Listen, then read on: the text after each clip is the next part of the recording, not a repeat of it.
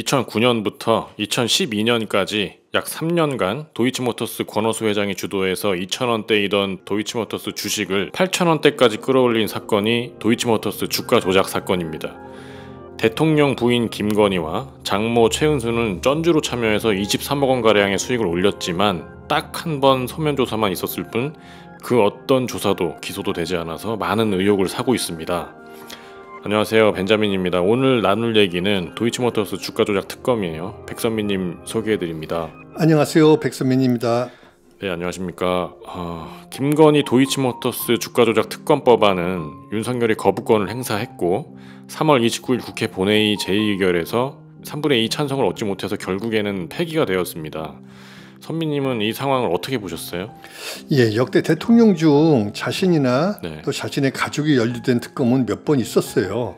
그러나 그 어떤 대통령도 그 자기에 관계되는 그런 그 특검에 대해서 거부권을 행사한 적이 없었다고 하더군요.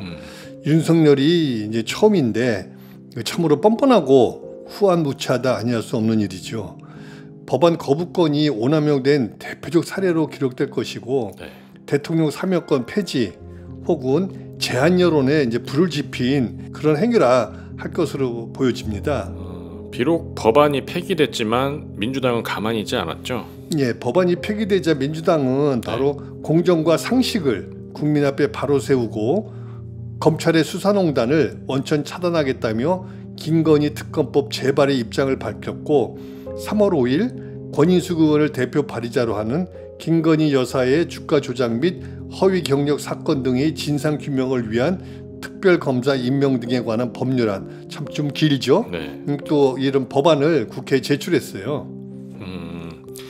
민주당도 김건희 비리 의혹을 꼭 밝히고 말겠다 이런 의지가 굉장히 강한 거네요. 예, 그렇죠. 그런데 권인숙 의원이 발의한 안건을 보면 기존의 도이치모터스 주가 조작 외에 허위 경력 사건 등이라는 문구가 첨가가 됐어요. 이거는 뭘 의미하는 거죠? 특검에 대한 범위를 더 확대시킨 겁니까? 예, 그렇습니다.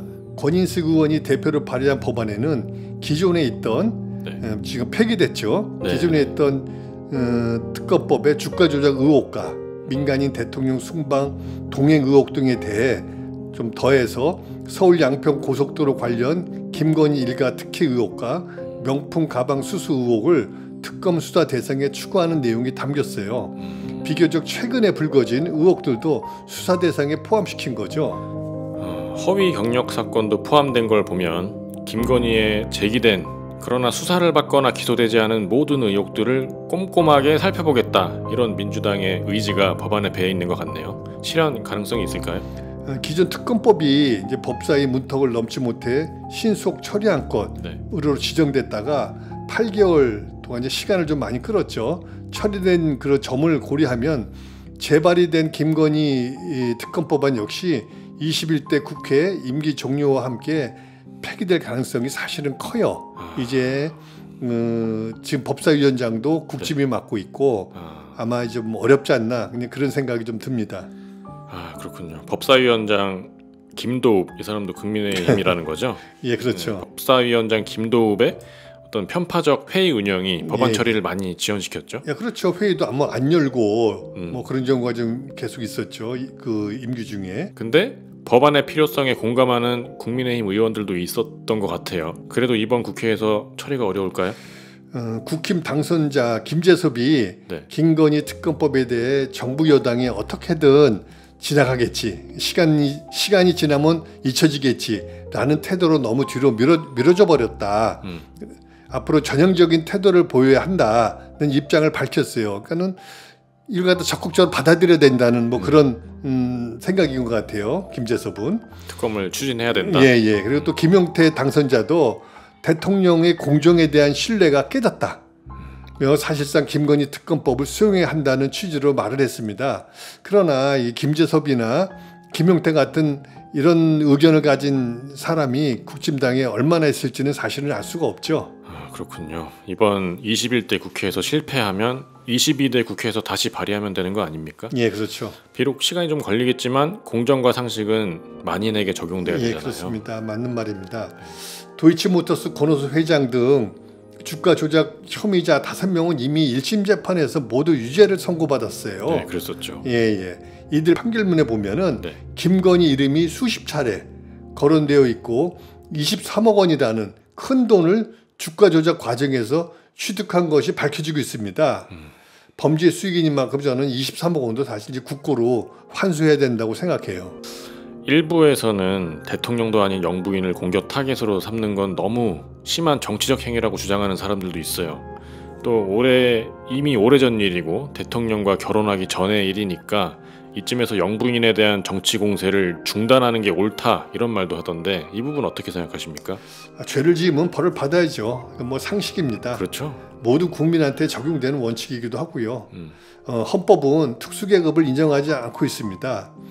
도이치모터스 주가 조작은 김건희와 윤석열 결혼 이후까지 진행됐던 사건이고 검찰이 수사에 착수한 시점은 두 사람 결혼 이후예요. 그간 사건에 임하는 검찰의 행태를 보면 제 식구 감싸기를 넘어선 수준입니다. 이거 공범 수준 아닙니까? 이 그렇죠.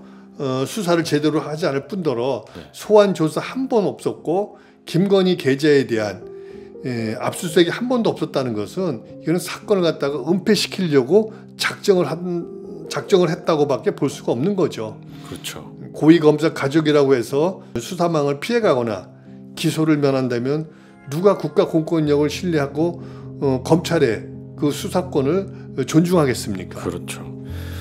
그러고 보니까 약 2년에 걸친 수사 그리고 120번의 압수수색 끝에 10만 4천 원 법카 불법 사용으로 기소당한 김혜경 여사와 굉장히 비교가 되는 것 같아요. 그렇죠. 이때는 검찰이 굉장히 끈질기게 그리고 집요하게 그렇게 수사를 했었는데 김건희에게는 보이지 않는데 그 이유가 뭡니까?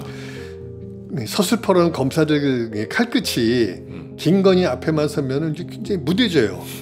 권력에 대한 비루한 충성심 또 검사 동일체 원칙이 왜곡되어 발언됐기 때문이라고 이제 볼 수도 있는데 검사 동일체. 예. 마치 전두환의 하나회와 같이 검찰이 사익 집단화된 것이죠. 뭐 일부 검찰이라고 특수부 검찰이라고 우리가 좀 보긴 하는데 윤석열은 상식과 공정을 앞세워 대통령이 된 사람이에요. 그렇지 않습니까? 그렇죠. 상식과 공정의 잣대를 남이 아닌 자신과 자신의 가족에게도 똑같이 적용해야 할 겁니다. 전두환의 하나회하고 비교하니까 지금의 어떤 정치 검사들의 행태를 좀 이해하기 더 수월해지네요. 그렇죠. 검사는 기소를 통해서 명성을 얻고 그 불기소를 통해서 이익을 챙긴다 이런 법조계의 격언이 있잖아요. 그렇습니다. 윤석열과 한동훈을 보면 그런 격언이 왜 생겨났는지 알게 됩니다. 앞서도 언급했지만 권인숙 의원이 발의한 김건희 특검법안에는 서울 양평 고속도로 김건희 일가 특혜 의혹과 명품백 수수 사건이 포함되어 있어요. 이 두 사건은 김건희가 영부인으로 있는 기간에 발생한 사건들입니다. 그렇죠. 둘 모두 권력형 비리에 준하는 사건들이다 할 수 있는 거죠. 국민의힘 정치인들이나 윤석열 정부 관계자들은 문재인 검찰에서 탈탈 털었으나 아무것도 밝혀내지 못했다 이런 얘기를 하면서 특검 무용론을 제기를 하고 있더군요. 근데 문재인 정부에서 수사가 진행된 건 맞지만 문재인 대통령이나 문재인 정부 법무부에서 수사에 개입한 건 아니지 않나요? 수사의 주체는 검사들입니다. 문재인 정부에서 수사가 진행됐다고는 하나 실제 윤석열을 보수로 하는 특수부 검사들에 의해 모든 수사가 진행되었기 때문에 문재인 대통령이나 추미애 박범계 법무부 장관이 사건에 개입할 수도 없고 또 개입해서도 안 되는 상황이었죠. 김건희, 최은순 이 사람들의 주가 조작 수익이 23억 원가량 된다는 건 한동훈이 법무부 장관으로 있던 시기에 검찰이 권오수 회장 재판에 제출한 의견서에 나와 있는 내용이에요. 네, 그렇습니다. 한동훈은 역시 문재인 검찰이 밝힌 거 아니냐는 식으로 사실을 왜곡하려고 했어요. 네, 이게 뭐 문재인 정부에서 김건희가 23억 벌은 거 아니냐 하면서 좀 이제 누명을 씌웠다 뭐 이런 말을 좀 하려고 하는 거였죠. 네, 그렇죠. 참 비열하게 짝이 없는 놈입니다. 뭐 놈이라고 해서 어쩔지 모르지만 이미 그분이 이제 공직자가 아니라 정치에 들어왔기 때문에 뭐 정치인한테는 우리가 좀 말을 좀 함부로 해도 좀 됩니다. 네, 그렇죠. 우리가 이제 주권자이기 때문에 김건희와 300여 차례 카톡을 주고받고 휴대폰에 24자리 비번을 깔아놓는 그런 자예요. 그렇군요. 근데 휴대폰 비밀번호가 24자리면은 그거 문자 하나 뭐 오고 막 뭐 확인하려면 24개를 다 눌러야 우리 뭐 이제 뭐 앞에다가 좀 몇 자리 해가지고 뭐 대여섯 자리, 7-8자리 하도록 그것도 잊어버릴까봐 어디다가 써놓기도 하고 또 어디다 써놨는지도 몰라서 또 나중에 보면 또 비밀번호 변경을 갖다가 네. 하기도 하고 그러는데 이게 참 24자리예요. 어떤 언론 보면 24자리 플러스 알파라고 하더라고요. 그보다 더 길다는 건데 이거 뭔가 뭐 이렇게 숨길 게 많은지 저는 이 비번을 만약 까게 되면은 참으로 이 사람은 그동안 기소가 안 되고 수사를 안 받아서 그렇지 굉장히 더 추잡스럽고 더 이제 불법 사실이 더 노출될 거라고 저는 그렇게 생각을 해요. 이런 자가 참 국힘의 유력한 차기 대선 후보라니 나라의 장래가 참으로 걱정스러운데 요즘 홍준표한테 계속 까이고 있죠. 그렇기 때문에 아마 그럼에도 불구하고 국힘에서는 상당수 당내에서는 뭐 지지를 좀 받고 있는 모양이더라고요. 윤석열이 거부권을 행사해서 폐기된 법안들에 대해서 민주당이 재발의를 하고 있습니다. 22대 국회에서는 김건희 특검법 또 모든 법안들이 다시 되살아나기를 기대해 봅니다. 오늘은 여기까지입니다. 감사합니다. 예, 감사합니다.